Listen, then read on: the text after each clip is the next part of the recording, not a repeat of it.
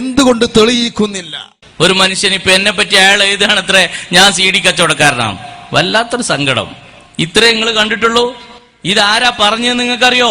ഇത് പറഞ്ഞത് AP അബൂബക്കർ മുസ്ലിയാരുടെ പ്രധാന ശിഷ്യനായ പേരോട് അബ്ദുറഹ്മാൻ സഖാഫിയാണ് ഇത് പറഞ്ഞത്. അയാളെ കച്ചവടം എന്താ നിങ്ങൾക്കറിയോ? ഐസ്ക്രീമാ മൂപ്പര കച്ചവടം. ആരും തെറ്റിദ്ധരിക്കേണ്ട, നമ്മൾ സാധാരണ തിന്നുന്ന ഐസ്ക്രീം തന്നെ ഞാൻ ഉദ്ദേശിച്ച്.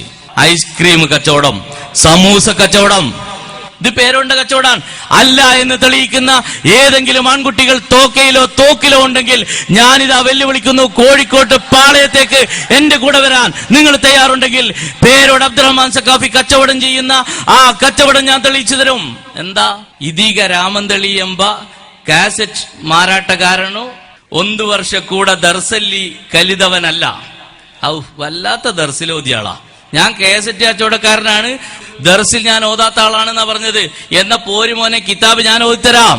ഞാൻ എത്ര കിതാബ് ഓതിയിട്ടുണ്ടെന്ന് ഞാൻ കാണിച്ചു തരാം. എന്റെ ഉസ്താദുമാരിൽ ഒരാള് പൊന്മള അബ്ദുൽ ഖാദർ മുസ്ലിയാരുടെയും നിങ്ങളുടെയൊക്കെ നേതാവായ AP അബൂബക്കർ മുസ്ലിയാരാണ്. എനിക്ക് എന്തെങ്കിലും ഒന്നും അറിയില്ല എന്ന് നിങ്ങൾ പറയുന്നെങ്കിൽ ഓതി തന്ന ഉസ്താദിന്റെ കുറവായിരിക്കും. പിന്നൊന്ന് നെല്ലിക്കുത്ത് ഇസ്മായിൽ മുസ്ലിയാരാണ് എന്റെ ഒരു ഉസ്താദ്. കിതാബ് ഓതി തന്ന കഥ പറയുന്നത്, അല്ലാതെ ഫുട്ബോൾ കളിക്കാൻ പഠിപ്പിച്ചതല്ല. മറ്റൊരു ഉസ്താദ് വില്യാപ്പള്ളി, അത് അങ്ങോട്ട് താത്തിയതാണ് കുറച്ച്. മറ്റൊന്ന് അണ്ടോണ മൊഹീദ്ദീൻ മുസ്ലിയാർ. ഇവരൊക്കെ എന്റെ ഉസ്താദുമാരാണ്. അവർക്കൊന്നും അറിയില്ലെങ്കിൽ അവരെടുത്തുനിന്ന് ഞാൻ പഠിച്ചതൊന്നും എനിക്കറിയില്ല എന്ന് ഞാൻ പറയുന്നതിൽ എനിക്ക് ഒരു അഭിമാനക്കുറവില്ല. കാരണം നിങ്ങളെ നേതാവിനൊന്നും തിരിയില്ല എന്നാണ്. എന്നിട്ട് പറയാണ് എന്താണ്, നൗഷാദ് ഹസനിയൊന്തിಗೆ ಕಾರ್ಯಕ್ರಮಕ್ಕೆ ತೆರಳಿ ಅಲ್ಲಿ ಕಾಸೆಟ್ ಮಾರಾಟ ಮಾಡುತ್ತಿದ್ದಂ. എന്തൊരു കഷ്ടകാലം. ഞാൻ ജീവിതത്തിൽ എപ്പോഴെങ്കിലും ഒരു കേസറ്റ് കച്ചവടം നടത്തുന്നത് തെളിയിക്കാൻ ഈ പറയപ്പെടുന്ന വ്യക്തിക്ക് കഴിയുമെങ്കിൽ ഞാൻ പറഞ്ഞുതരാം. മോനെ, ഞാൻ CD വിറ്റ് എന്നല്ല പറഞ്ഞത്. ഈ എഴുതിയ തോക്ക സഖാഫി ഈ മാസിക വിറ്റിട്ടല്ലേ ജീവിക്കുന്നത്?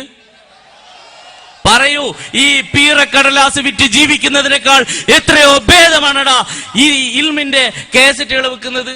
ഇതിലുണ്ടാവാറുണ്ട്. സക്കരിയ സലായി ക്രിക്കറ്റ് കളിക്കുന്നതൊക്കെ ഉണ്ടായിട്ടുണ്ട്. എന്നിട്ട് ഇവൻ പറയാ ഞാൻ ഇൽമ് കിതാബോധാത്തവനാണ്. ഞാൻ എന്നാ തോക്ക സഖാഫിയോട് വെല്ലുവിളിക്കുകയാണ്. നിങ്ങൾ പലപ്പോഴും ആദർശ പ്രഭാഷണം നടത്താൻ പോകുന്ന സമയത്ത് നിങ്ങൾ കൊണ്ടുപോകുന്ന ഒരു ടെക്സ്റ്റ് നിങ്ങളുടെ കയ്യിലുണ്ട്, ബൈൻഡ് ചെയ്ത് വെച്ച് നിങ്ങളുടെ ടെക്സ്റ്റ്. ആ ടെക്സ്റ്റ് ആരാണ് ഉണ്ടാക്കി തന്നത്? നിങ്ങൾക്ക് രാമന്തലി മുഹമ്മദ് ഉണ്ടാക്കി തന്നതാ. തോക്ക സഖാഫിയോടാ പറയുന്നത്. ആദർശ പ്രഭാഷണത്തിന് നിങ്ങൾ പോകുമ്പോ രാമന്തളിയിൽ ഞാൻ സ്ഥാപിച്ച തഹ്കീഖു സുന്ന നെല്ലിക്കുത്ത് ഇസ്മായിൽ മുസ്ലിയാർ എന്ന പേരിലുള്ള ഒരു സ്ഥാപനത്തിൽ, ആ സ്ഥാപനത്തിന് വേണ്ടി ഞാൻ എന്റെ കാശ് കൊണ്ടുണ്ടാക്കിയ ആ സ്ഥാപനത്തിന്റെ ടെക്സ്റ്റ് ഉപയോഗിച്ച് കർണാടകയിൽ ആദർശം പറയുന്ന തോക്ക സഖാഫിയോട് ഞാൻ പറയാണ്, നിങ്ങളുടെ കാന്തപുരം സേവക്ക് വേണ്ടി നടത്തുന്ന ഈ വൃത്തികേടൊന്ന് നിർത്തിയിട്ട് സമുദായത്തോടൊന്ന് സത്യം പറഞ്ഞുകൂടെ? നിങ്ങൾക്ക് വിശ്വസിക്കാൻ പറ്റുന്ന തെളിവാ. അതാരാ? പേരോട് തന്നെ പറയുന്നത്. ഞാൻ തലശ്ശേരിയുടെ പല ഭാഗങ്ങളിലും പോയി പുസ്തകം തലയിൽ വെച്ച്, കേസറ്റ് തലയിൽ വെച്ച് ഞാൻ കച്ചവടം നടത്തിയിട്ടുണ്ടെന്ന് പേരോട് പറഞ്ഞതിന്റെ ഓഡിയോ സംഭാഷണം ഞാൻ നിങ്ങൾക്ക് തരാം. പ്രഭാഷണം തന്നെ. എന്നാ തിരിച്ച് അതേ ഭാഷ തിരിച്ചു വെച്ചോളൂ. ഞാൻ ചോദിക്കുന്നു, നിങ്ങളുടെ പക്ഷത്ത് CD കച്ചവടം നടത്തിയിട്ട് പുസ്തകം തലയിൽ വെച്ച് നടന്ന പേരോട് അബ്ദുറഹ്മാൻ സഖാഫിയെ മുശാവറ മെമ്പറാക്കിയില്ല നിങ്ങൾ? ഇതിനേക്കാൾ നാണക്കേട് വേറുണ്ടോ? എന്നിട്ട് ചോദിക്കാണ്, രാമന്തളി കിതാബ് ഓതിയിട്ടുണ്ടോ? ഈ കിതാബ് ഈ ജാഹിലാണോ നിങ്ങളെ നേതാവ്? എന്നാൽ ചോദിക്കട്ടെ, കേരളത്തിലെ നിങ്ങളുടെ സംഘടനയുടെ SYSന്റെ സംസ്ഥാന സെക്രട്ടറിമാരിൽ ഒരാളായ അലി അബ്ദുള്ളയും അതുപോലെ പറവൂർ മുഹമ്മദ് മാസ്റ്ററും സെയ്ദ് അലി മാസ്റ്ററും അടങ്ങുന്ന സംസ്ഥാന നേതാക്കൾ ഓതിപ്പടിച്ച കിതാബുകളുടെ പേര് പറയാൻ തന്റെ ഇടമുണ്ടോ തോക്ക സഖാഫി? പറയൂ. നിങ്ങളെ ലോകത്തെ ഏറ്റവും വലിയൊരു പ്രഭാഷകനില്ലേ നിങ്ങളെ സ്റ്റേജിൽ കയറ്റുന്ന CM ഇബ്രാഹിം, ഫാത്തിഹ പോലും ശരിക്കും ഓതാൻ അറിയടോ?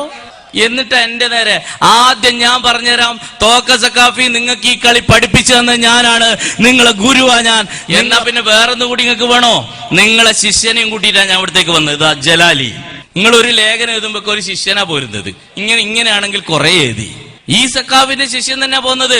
എഴുതൂ തോക്ക സഖാഫി, ഒരുപാട് ഇനിയും ബാക്കി പറഞ്ഞു തരാൻ നമുക്കുണ്ടാവും. അതുകൊണ്ട് ഞാൻ ചോദിക്കുകയാണ്, ഇതൊക്കെ പറഞ്ഞ് എന്തിന് ഈ വേണ്ടാത്തരങ്ങൾ വലിച്ചിടണം നിങ്ങളുടെ തലയിലേക്ക്?